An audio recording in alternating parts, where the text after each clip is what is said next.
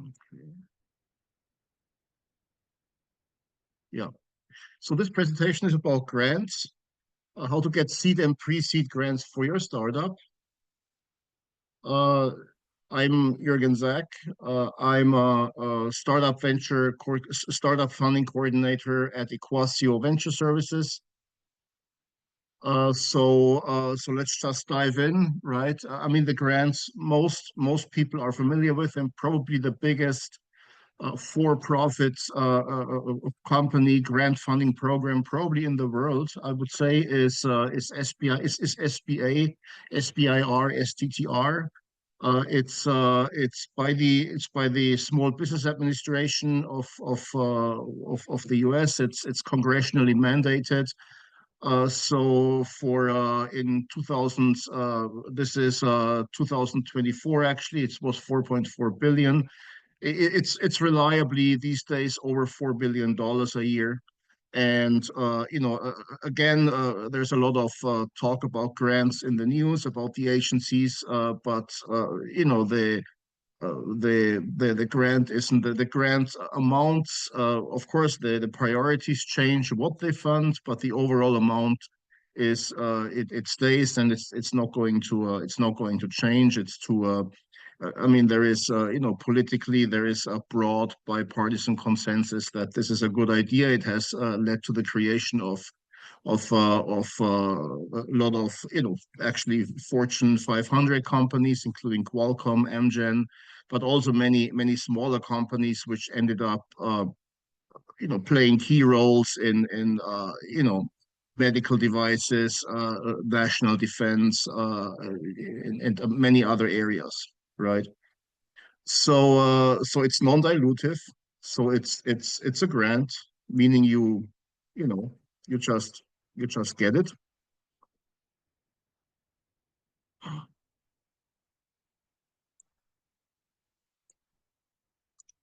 Okay, did I just?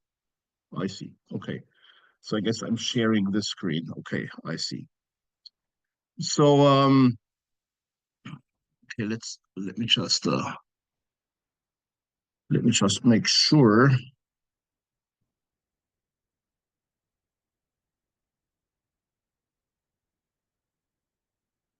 Okay, let me just make sure.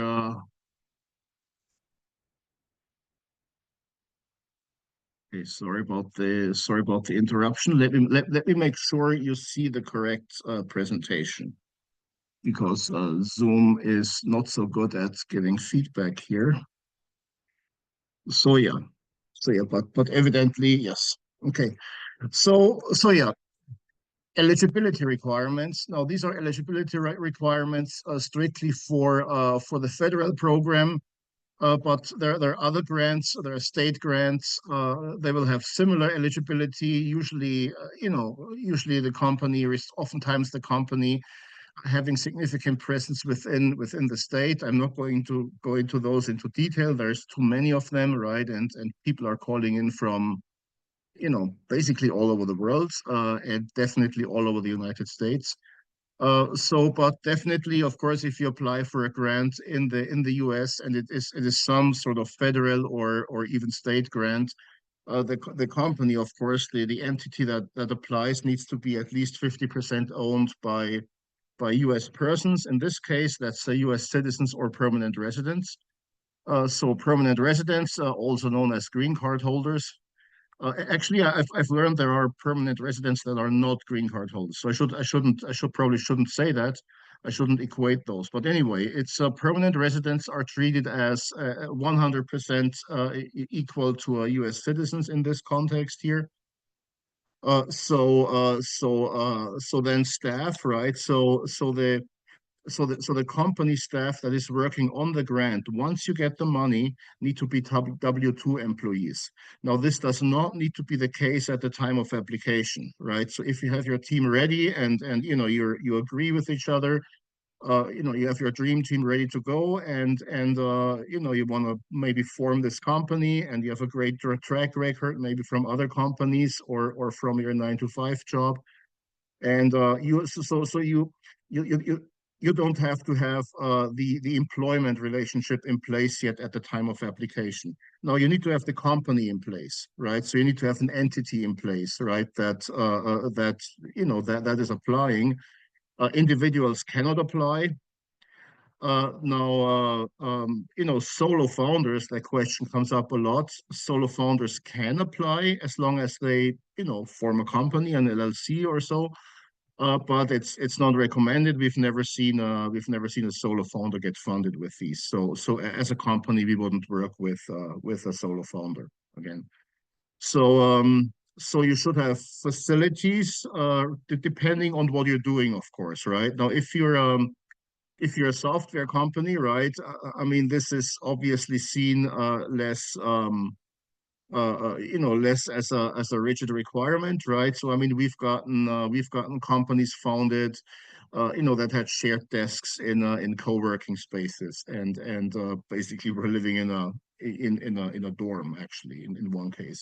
So that but of course depends, right? So I mean, if you want to use a home office, you can, that should go, but of course, be mindful that it should be a verifiable home office, meaning this is something you would deduct from your taxes, of course, in that case. Location, it's R&D. There is absolutely no compromise on that. So we get that question often. If you have because of course, tech is very international, right? So we work across borders, but the project here has to 100% take place on US soil. Um, no, I'm stressing the project, right? Your company can have, unrelated to the project, people all over the world, right? And we get that a lot, right? So we get non-US companies who set up subsidiaries in the US who comply with the ownership rules, and then of course those subsidiaries, they are fundable. So one thing, right from the outset, I would like to say, so if you're a non-US company per se, one reason to one pathway to get into the game here is to partner up with a US company, right? So if you're a non-US entity who has either capital, they want to contribute, or they have a technology they want to contribute and want to fund an additional project based on that, look for a US partner, right? And reach out to us. So we're actually ramping up, offering a more formalized service about that, right? So we haven't, we're not quite there yet. We want to do it in a, let's say, fully compliant way, but this is definitely coming up, because again, tech is very international, and every startup has friends all over the world, right? Okay, so how does it work? How is it structured?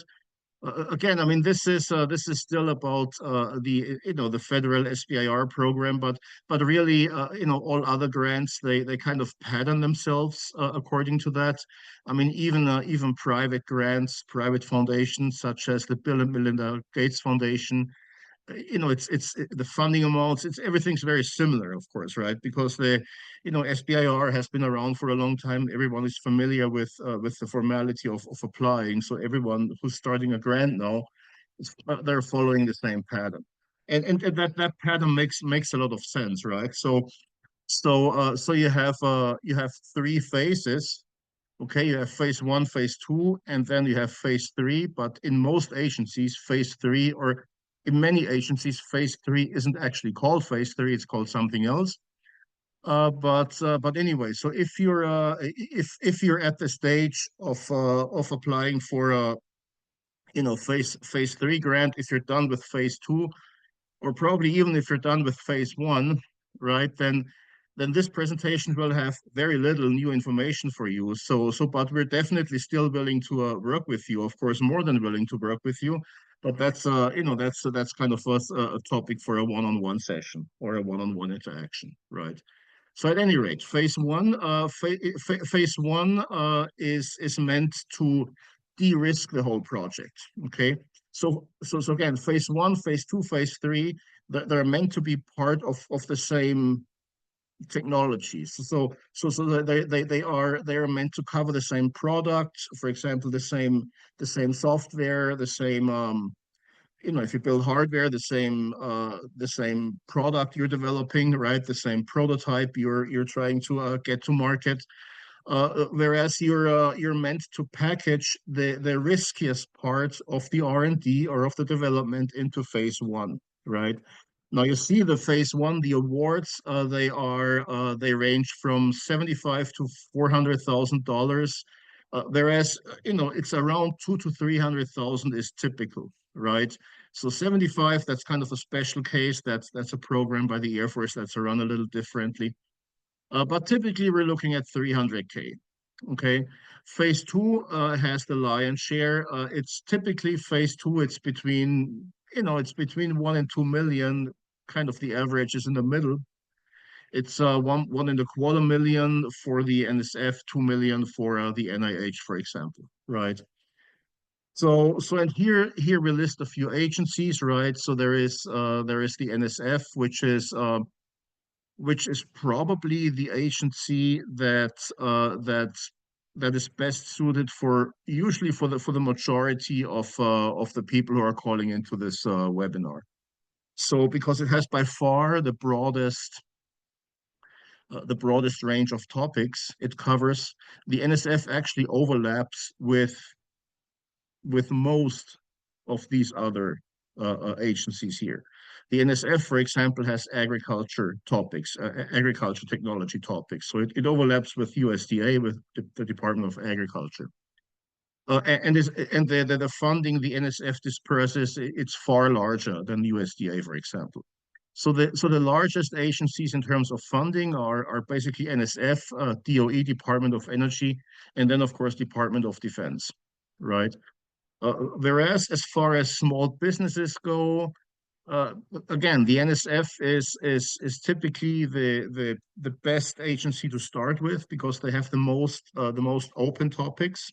Okay, uh, but of course, it's always worth looking at entry into one of the other agencies. Actually, I'm doing a USDA grant for a company right now here in the Southwest, and it's fun because I don't do those a lot. Okay. So here you see the funding, basically the funding amounts for phase one and phase two. So what can be funded and what cannot be funded. So one important thing, right? I mean, the government isn't paying, it's not paying for your day-to-day operations. So it's probably easier to start in the right column here. It's probably easier to explain what is not funded, right? Because that probably preempts a lot of questions, right? So if you have an idea for a company and you're looking for a program to help you get the company off the ground, they're not doing that, right? So you have to found the company yourself, right? So you have to you have to register an entity. You have to do whatever it takes to get you know the first version of an MVP, basically, of a minimum viable product or prototype. You have to assemble your team first, right? So without a team, there is no point applying.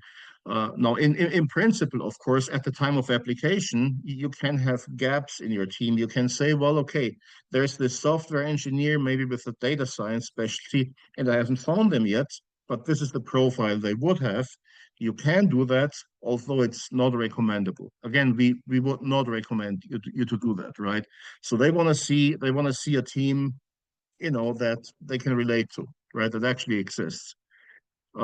Because a lot of these are people with specialized knowledge. They're hard to find, right? So now, of course, you're not committed to the team. Like if you apply for a grant, right, and you apply with a certain team, then if you have turnover, right, if someone leaves and someone else joins between applying and start of the grant, that's okay. I mean, this happens all the time. It's we're in we're in Silicon Valley. Well, actually, I'm not in Silicon Valley right now, but I'm in Silicon Valley a lot, and you know, in other tech areas. I mean, people change jobs quite a lot, so this is normal. Okay, so what's not allowed? Then 1099 employees of the applicant company. So if the company that applies, your employees should be W-2 employees at the time of funding, not at the time of application, right? So you can have 1099 people, you can have subcontractors, both natural persons and legal persons on 1099. So that means you can have another company that works on a 1099, or you can have a person working on a 1099. Now, the grand total of all subcontractors, it needs to be less than one third of all the direct costs. Okay, direct costs are basically salaries, you know, equipment, parts, and so forth, right? So that's what direct costs is. So two-thirds of this, at least two-thirds of this needs to be your own company, whereas we do recommend this being more than two-thirds, right? So you don't want to give them the impression, okay, you know, you're outsourcing one third, and you would rather outsource a little more if you're bumping up against that limit. I mean, there's a lot of psychology in this. So then on the further on the right column, what is not allowed during a phase one grant application, typically what's not allowed unless you get special permission is capital equipment. Okay, capital equipment is anything, any piece of equipment that basically you would depreciate over, you know, on the 3, 5, 7 year schedule on your taxes, if you know a little bit about US taxes. But it's basically any piece of equipment that is used to in operations in manufacturing, right? It can be software, by the way, right? I mean, there's engineering software, that specialized engineering software, finite element, and so forth, that costs, you know, where the licenses cost tens of thousands of dollars, right? So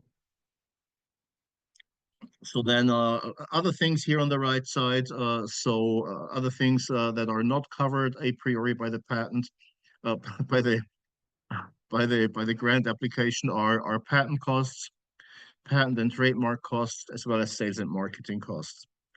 There is an exception. It's called a TABA, a Technical and Business Assistance Program. So you can apply for this automatically with your grant application. That gives you funds you can use for patent applications. And you know, in phase one, 6,500. I mean, it's of course, you know, if you've ever done a patent, a utility patent yourself, 6,500 isn't all that much, but typically it kind of gets you through the first year, and that's the duration typically of a phase one program. So it gets you through the first year, maybe not with the most expensive law firms, but you'll find a decent lawyer to do that. So then what is allowed here on the left-hand side, so there's this line G&A overhead. So that's general and administrative overhead. Sometimes it's also called, you know, it's there is FMP, right? It's basically facilities and buildings. You know, it has different names, but it's basically the overhead, right? So because since you cannot basically you know, have the grant you know, pay your rent, for example, they still recognize that there's an overhead that you know, if you fund your project, on top of that project there is still administrative costs incurred by the company to support that project. So it's supposed to capture, it's a catch-all for, you know, real estate administration, taxes, human resources, and so forth, yada yada yada. You know, it's so so that G&A overhead that has been in the news a lot recently, because again, politically there's been you know, there's been a lot of talk about grants in the US, of course, but the one and a lot of it was, I'm not saying that, you know, anyone's critique is unjustified, but really the only true change for applicants actually is that overhead rate that has happened so far. That's the only thing that's changed. So they have a limited to 15% within the NIH, within the National Institutes of Health. They haven't done the same thing for other agencies yet, but we're expecting to do that. So, but honestly, I mean, we as a consulting company, we would never for a first time applicant, unless you have established a higher G&A rate with the federal government, which first time applicants almost never have, right? So for a first time applicant, we would never suggest a G&A overhead of more than 15% anyway, right? Because I mean, it would get questions certainly anyway. It would have gotten questions a year ago. It gets questioned even more now, right? So at any rate, so for everyone on the call, again, this makes no difference, right? Other costs you can pay for, cloud computing, for example, AWS, Azure. I never know how to pronounce Azure. Is that how you pronounce it? So basically, cloud computing credits, equipment rental within certain limits, then supplies, parts. I mean, if you build electronics, you can buy parts for the electronics. Travel, if justified, right? If you can justify it. Now, travel is one item that they like to check on during due diligence. So if if you have this trip you think is necessary, that's to Hawaii or Florida in the winter, maybe that you have to justify that a little more. I mean, you get the picture here, right? So and then major equipment you can only buy on the grant in phase two. So so here let's dive into the NSF specifically. Again, it's probably it's probably the agency of choice for most of you.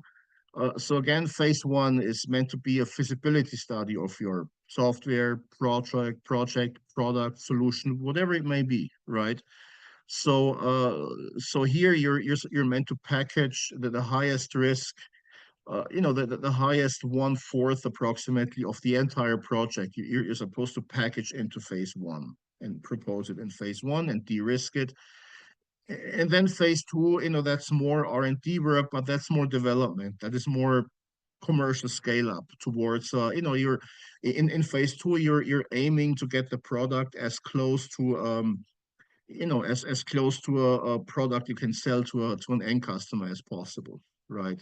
And then phase three is actually not called phase three here; it's called phase two, basically. But for these, you need matching funds, right, from other sources, and this is really down the road. Here on the right side, project evaluation criteria. So there is again, for the NSF, number one by far is intellectual merit. Intellectual merit in the sense that is this really novel? Is especially in phase one, they're going to ask that question, right? Is this really new, right? So I mean, if your project idea is for a new bike sharing app, uh, you know, I mean that's more challenging to demonstrate novelty than for, let's say, a medical device that addresses a condition that's not addressed before. I mean, you get the picture, right? So one or two litmus tests of novelty is, I mean, could you submit the results of the phase one proposal? Could you submit that to a peer-reviewed journal, to a scientific journal, engineering journal? That's one litmus test. Could you patent it? If you can either publish or patent it, then it's novel. Okay. If not, it might still be novel, right? But again, less likely so, right? So I mean, and obviously as an agency, we help you do that. So then also there's commercialization impact and commercialization and broader impact. Commercialization is something it's in a lot of these a lot of companies that apply for the NSF, they're more tech based. So the founders are, software engineers, scientists, basically, sometimes medical professionals. Uh, so they are good at what they're doing. They're not so good sometimes at writing business plans.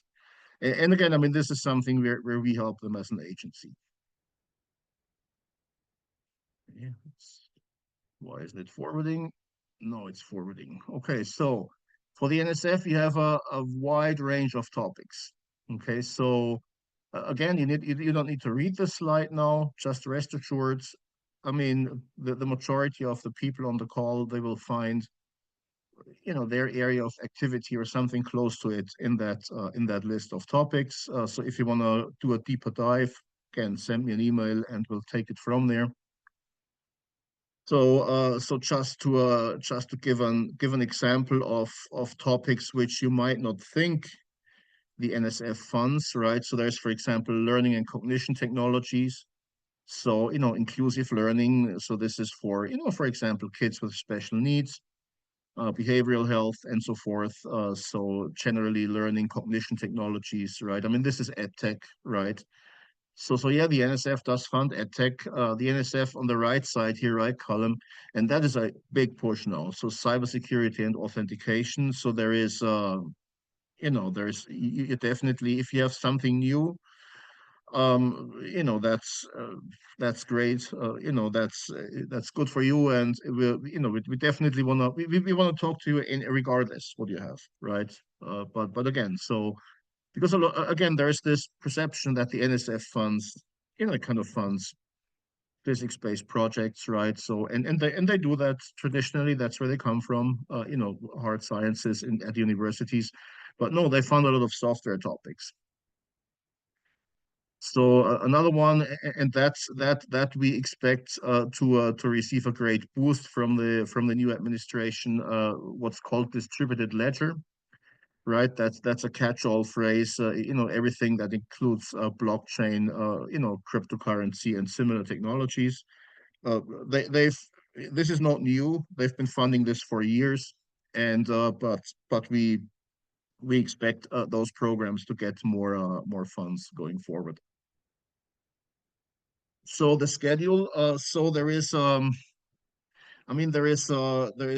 next deadline, the next solicitation window for the NSF ends July 2nd.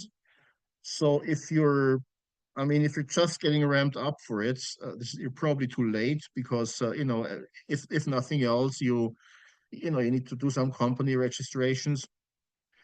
You need to get certain registration numbers with the government. Again, I mean, this is very technical. I'm not getting into that during this call, but we can help you in that with that. But there's another item which is specific to the NSF, which is called the project pitch, right? It's other agencies have something similar. Other agencies, for example, Department of Energy, they call it letter of intent. Basically, they say that you kind of they you can't just submit an application to the to the solicitation as such. You cannot you cannot just submit a proposal directly, a full-size proposal, because a full-size NSF proposal is extremely involved. It's a lot of documentation. I mean, you need I mean weeks of engineering time. Think of it as a master's thesis, right? It takes many weeks to write it, even if you have all the data. Then, of course, there are administrative factors to consider and so forth, right? So they want to make sure that companies don't waste time on proposals that wouldn't stand a chance because of their topics, because of their orientation, but also that their reviewers don't waste time reviewing those, right? So they have this, they came up with this project pitch, and actually, I think it's to the benefit of everybody. So it's basically it's a mini proposal, right? So it's 1,500 words across four topics, including technical innovation, R&D plan. It's business background, so that's your company and team, and then market need. So this is something. I mean, if you're again, if you work with us, we can submit that within a day or two at most. And again, if we end up working with you, typically your project pitch will get accepted. Okay, so again, we only work with companies that we think can get a grant. And so personally, I've never gotten a project pitch rejected ever. Okay, so that means if we work with you, that's okay. Of course, there is no guarantee in life. Nothing, no guarantees other than death and taxes. But yeah, again, if we end up working with you, we will get you through that project pitch and generate the proposal. Okay, again, doesn't forward. PowerPoint doesn't like me today. So here, this is, again, you don't need to read all of that, right? But the proposal structure is, rest assured, it's complicated, and I'm not just saying that because I want you to work with us.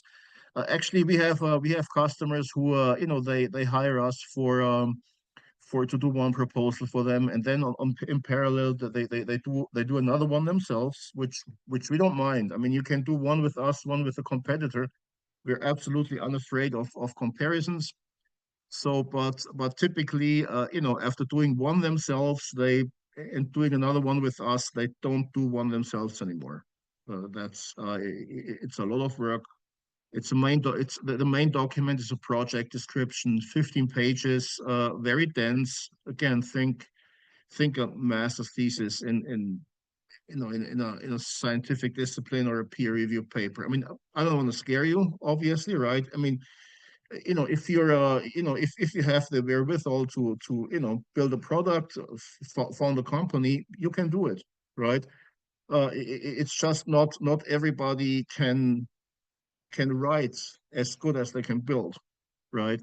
So and sometimes people take a long time writing their good ideas, writing about their good ideas and their great data they have. So again, this is where we come in. Key evaluation criteria on the right side here. I mean, this is unofficial. Yeah, by the way, any advice I'm giving today, if you apply that, do it at your own peril. I think it's good advice, but sometimes good advice can get you in trouble. But anyway, so this is something I've observed over the past years. What's important, what gets companies funded or rejected, right? For the NSF definitely prioritizes the R over the D in R&D. That means, especially in phase one, they want research, right?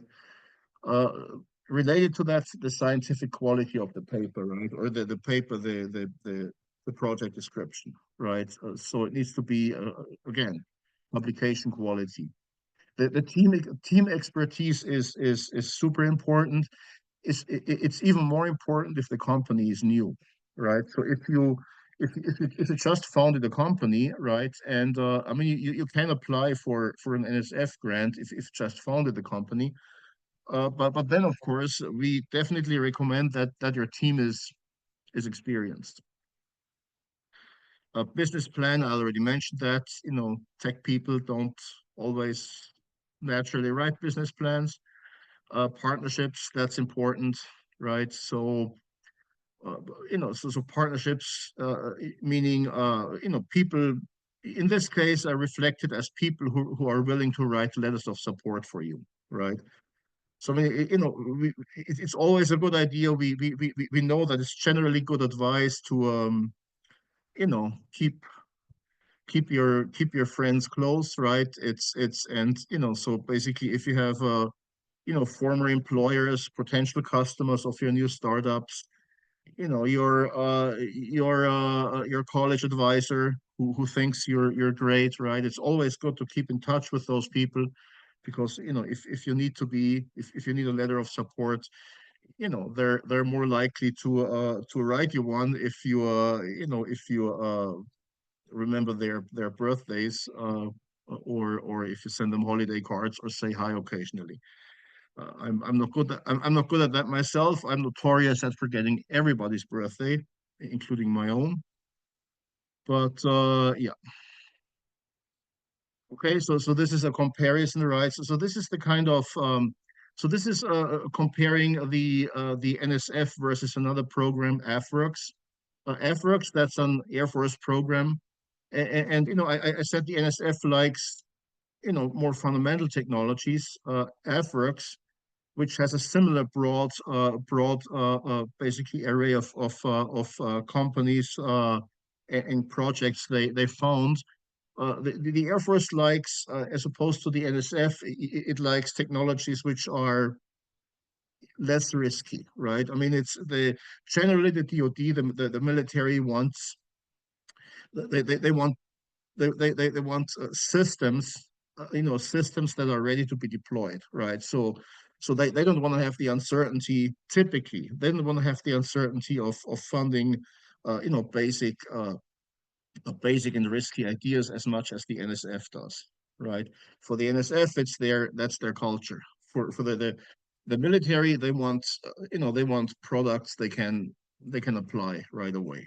Okay.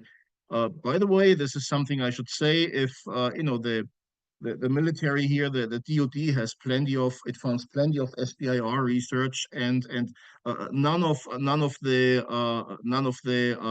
topics here are classified or anything, right? So these are actually weapon systems or anything classified is actually excluded from this, right? So these are dual use goods, right? So energy technologies, basically medical devices adapted to DoD needs, things like that, right? So and they again they fund a lot of those projects.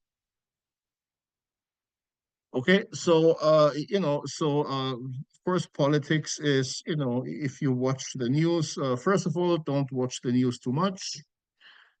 It's and but if you watch the news, you may decide that it's not a good time to apply for a grant. I would actually say it's quite the opposite, because I think I mean what we see is a lot of people are spooked a little bit, right? They don't want to do, they don't want to apply for a grant because they think it's, there's less of a chance now. But I mean, I would say it's actually a great opportunity to apply now, right? Uh, Especially, I mean, there's this proverb, right? Every crisis has an opportunity, and I mean, we are startups, right? So we know how to seize opportunities. So there's definitely opportunities here. I mean, funding priorities change. However, the overall funding amount doesn't, right? So of course you need to respond as a startup. I mean, we definitely, again, there's one aspect I already talked about, the 15% basically indirect cost limitation. That's really the only tangible change that affects, that affects SBIR, STTR applicants at this point. There's really nothing else. Now of course, there's certain industries will get a boost, right? So I mean, they've announced, Stargate, the big AI funding initiative, and that will, that will most, 100%, in my experience, that will 100% reflect itself in the funding priorities of all of these agencies, right? Blockchain, definitely. I mean, there's all this talk about crypto reserve. I mean, again, blockchain it's a good time to be a startup in blockchain. No, I would suspect, you know, I wish I hopped on that train a little earlier, but anyway, so also nuclear energy, right? So the NIMA, this initiative, I mean, this was an initiative from Trump one. But this is, we expect this to be basically reinvigorated. Obviously, there is a space and DoD funding, right? What is less what is less favored now is obviously traditional renewable energy technologies, solar and wind, most definitely, infectious diseases, public health, and everything which you would call social entrepreneurship. This intersection between nonprofits and entrepreneurship, right? This is going to be uh, it has less go cards now. I mean, it's I mean, again, there's the old saying, don't fight the Fed, right? So I mean, it's politics, right? It goes this way, it'll go the other way again in a number of years. But at this point, this is something, you need to adapt as a startup, right? Okay, so then let's go to the NIH a little quicker. Just the NIH is it's more complicated because it's mainly more complicated because the NIH is the National Institutes of Health. It's plural, and they're all a little different, right? So that's why it's complicated. Now they have three funding deadlines, in 2025. The first two we most definitely missed because it's definitely. I mean, again, if you have the idea right now to apply for a grant, if you have the idea for the first time, there's no way you'll make the April 5th deadline. But September is realistic if you're a medical device company or again, I mean, not necessarily medical devices, right? It's any medical related technologies. So, September deadline, we can do that for you if, if you don't wait too long contacting us. Typically, the NIH has larger funding limits. It has the largest open topic funding limits among all the agencies, simply because medical research tends to be more expensive. The NIH also is the only agency that funds clinical trials. Now, these are not necessarily FDA clinical trials, right? Because an FDA clinical trial, it usually it's I mean it's too complicated, it takes too long to directly fit into a fit into a SBIR basically schedule. But these are again, their clinical trials are allowed.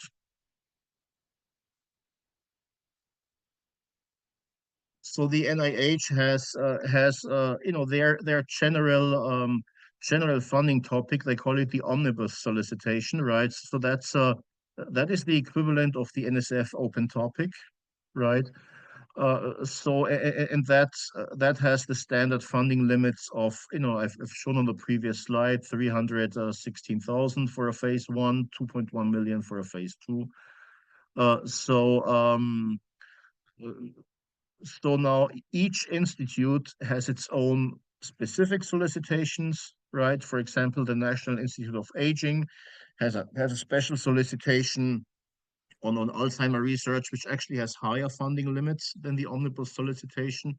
But of course, your topic it needs to be more narrowly defined within that.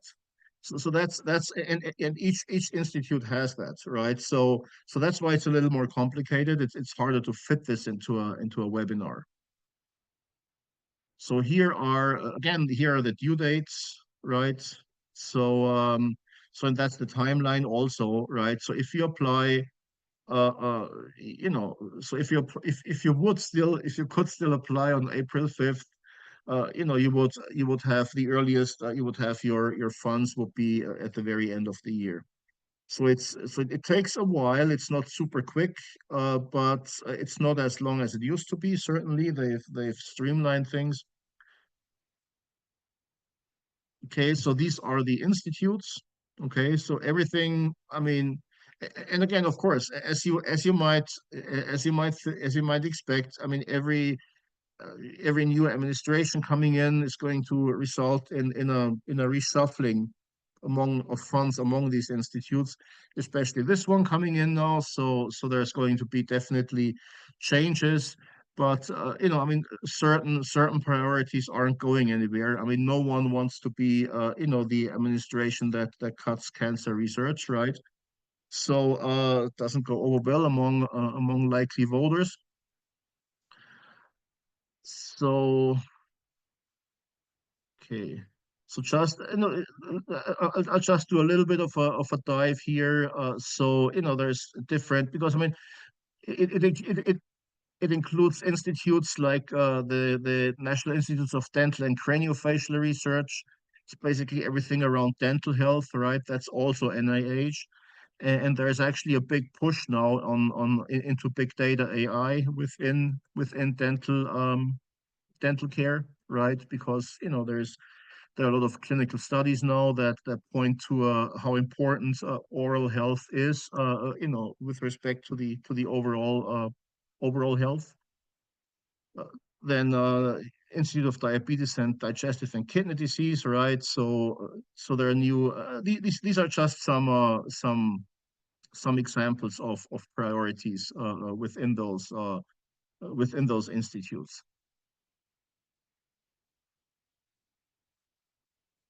So yeah, there's a large focus. Again, there's a large data science focus at the NIDCR, basically the Dental and Cranial Research Institute. Um,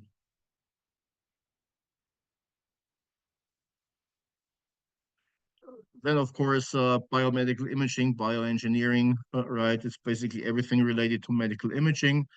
Of course, a lot of these, the actual modalities, they're quite mature by now, right? I mean, medical imaging as such has gotten quite good. Now, of course, there is a data science aspect to automate, basically automate diagnosis. Of course, if you're a company who's into that, you'll have a lot of competition. So, of course, you know, you need to have good ideas, but all of these grants are competitive. You always need to have good ideas. Okay, so what do we offer as a company? So we consult on fundability, right? So that means we'll advise you, in all areas you're willing to be advised, right? Which can include things like your web presence, how your social media presence, how do you look to a reviewer? Because if a reviewer looks at your looks at your proposal, they're going to see the team, they're going to see the company. 100% of them are going to look at your LinkedIn pages. They're going to look at your website. Then the more scientific agencies are definitely gonna look at your publications, right? Your patents, right? So that's they're going to spend more time on that probably than on reading the proposal. So yeah, so we do that. We Of course we write the grants, we submit the grants to a certain extent. We legally we cannot do all the steps. There are some steps which you need to do yourself, right? But generally we will do everything we can legally do. We guarantee domestic riding teams, right? So we have 100% of our riders uh, are either on the way to a graduate degree or have a graduate degree, typically in sciences, engineering, computer science. So they're subject matter experts to the extent that it can be achieved. So sometimes there are great candidates for hire. Sometimes they're good co-founders, and we don't mind at all if they get hired by a startup, because I mean these are temporary positions anyway. So yeah, so we have uh so yeah, we have other services coming up. So we're partnering with an IP law firm, intellectual property law firm. We want to offer a product for basically a simple provisional patent application, kind of for a fixed fee provisional patent application. We cannot do that, but again, we have a law firm partner. We're ironing out the ins and outs, so that's going to become available soon. Uh, you know, we help you access. We have a lot of contacts in and outside the U.S., so you can access international ecosystem, both inbound, outbound, right? I mean, we're so far we've been playing unofficial matchmakers for sort of companies teaming up, but kind of making introductions. But again, we're about to formalize that, right? So our terms. So there's a combination of a startup fee and a success-based fee. For standard grants, the startup fee, it's only 5%. That means 95% of what you're paying is success-based. Uh, Typically, we don't completely waive the startup fee simply because, as you might understand, unless we know you will, we want you to have skin in the game, because if we know startups, they get busy with, they all wear, I'm a former co-founder myself, and you're wearing five different hats, and you're getting pulled into 10 different directions. So, and unless you've paid the startup fee, it's easy to forget the grant proposal. And of course, we as a consulting company, we're investing a lot of time into that. Plus, even if your grant gets rejected, you get a very high quality set of publications, which with a very high likelihood you can actually publish as a paper or put on your website as a white paper, right? So that's an intrinsic value, right, independent of the outcome. Yeah, yeah, confidentiality again. We assure confidentiality if you want. We will enter an NDA. So personally, I never understood why VC firms don't sign NDAs. Why wouldn't they? So we have no problem doing that. And of course, one thing that's important, we only work with companies we think can win, because basically, if you don't get the grants, we also lose money. So this is a grant compensation schedule. It's just an example, right? So the startup fee, it's in the four-figure range. How many, so basically in the order of couple thousand, 3,000, 4,000, often the case. Sometimes more depending on the risk, the amount of work we need. So no, of course we know you're a startup, right? So cash is super important, right? So we will set up payment plans that you can pay these later a little bit, but not too late. But the rest is all success based, right? So this is for the example of an NSF grant. So we charge a 15% success fee typically, and then for a phase two grant a smaller rate, because it's a higher it's a higher award. Okay, what's our value compared to doing it yourself? Okay, so I mean, on the left side, so these are some numbers, right? So because if a startup spends money writing a grant, it translates. I mean, time is money. I mean, time is your most valuable asset as a startup.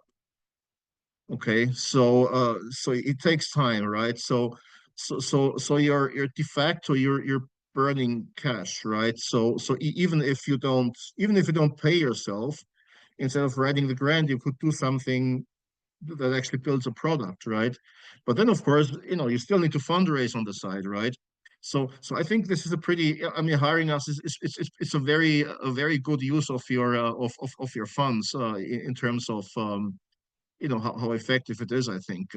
Because if you look at, I mean, typically an NSF proposal, it takes, I mean, this is an estimate, but if you've never done it before, it takes easily, and that's a conservative estimate in my opinion, it takes 30 engineering per diems and $600 a day. That's generous, meaning generously low.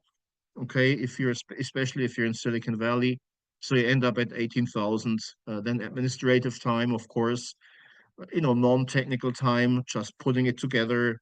It's more money, legal accounting analysis, which again it takes time, right? So you want your accountants to look at, okay, so there's these funds coming in, so how do you plan for it, right? So basically your direct labor cost for an NSF proposal in a not so high cost location even is over 30,000. Then you have the overhead. I mean, these are all rounded numbers, of course, right? 15% overhead. So that's the company overhead. So you end up basically well into the five figures, right? Uh, then the other aspect, which is not even captured here, the runway you're losing, right? So if your team spends, if half your engineering team spends 3 months or 4 months writing a grant, you're losing 1 or 2 months of runway, and who knows what that costs you, right? So anyway, so if you're on the right hand side, so for example, if a startup fee is $4,000, that's it, right? Now, it may sound much, but it basically all that time on in the left column, you don't have to spend the time and money anymore, right? Of course, you need to invest some time into working with us, right? So we'll have questions. I mean, these are usually email questions. So we ask you for documentation, pitch decks, white papers, other documents, and we'll, merge them into a proposal, basically, right? So and typically, if you're into in-person meetings, right, then it's about an hour a week, typically, what we look at typically. I mean, I think I mean, compared to, you know, I mean, if you've ever fundraised through other means, that also takes time, right? I mean, I've talked to basically a client of ours, yeah, and they were, so when I called them up, they were fundraising, and they were spending, they were based, somewhere on the East Coast, and well, and over they're based. I shouldn't disclose the location. So they were spending over a week in the Bay Area, basically, to fundraise there, right? And I mean, that cost them. I mean, the entire engineering team spent 10 days plus in the Bay Area. And looking at, I mean, how effective is every pitch at a venture capitalist, right? So what's your chances of success? I mean, compared to us, right? I mean, our statistically speaking, our success rate is better than one third, right? So typically, more than 1 in 3 grants we get approved, right? Which is much better than the average acceptance rate, which of course fluctuates, right? It's hard to pinpoint that. Okay, we also, so we have a partnership with Inspiralia USA. So we either do grants ourselves through our US based writing teams, or we have access to Inspiralia. So they have their specialties, we have ours, right? I mean, they have a big focus on DoD. So if you end up wanting to do a DoD grant, probably will refer you to them, all with close to certainty. So yeah, and they have writing teams similar to us, right? And here, so there's some previous case studies funded in different areas. Here, next generation lithium battery storage. So basically, three different very diverse basically technologies. Okay, so that's it. I went over time, more than 10 minutes over time, but I hope it was worth it. So if we're running short on Q&A time, again, send me an email. Uh, Email is preferred. So here's my email address. We're actually hiring grant writers. Okay, so if you know someone in grad school in the US, so they need to have employment authorization, right? So, or, if you have someone with an ABD degree, so we're willing to hear from you. Maybe it'll kickstart their interest. Maybe it'll get them back into grad school, finish their degree. So the work is US based. You can work from anywhere. And I mean, if you're a postdoc or graduate student and listening to this, so we keep this activity confidential. So if you don't want your advisor to know, we won't tell them, and you can easily double or triple your stipends doing just a couple of grants a year. Okay, so that's it. So that gets us to Q&A.